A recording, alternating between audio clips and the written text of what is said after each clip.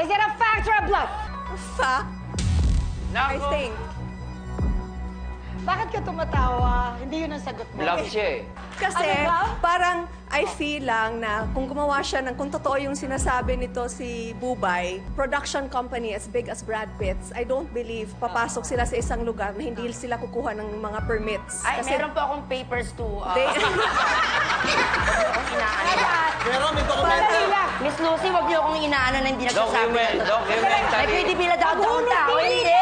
Congresswoman Tumatawa. Ilapekto Tumatawa pa kayo dyan, huwag kayong parang... Wala ka ba sinasabi?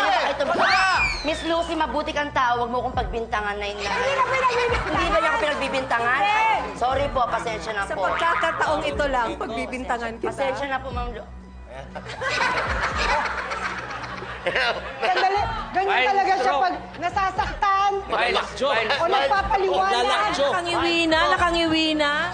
Miss Lucy, dahan-dahan naman tayo sa ano. May mga papers ako dyan, ipapakita sa inyo mamaya. Documentary evidence. Gusto nyo ba? Hayaan mo silang magpaliwanag sa desisyon nila. Bakit hindi naman ako pinili nyo pala?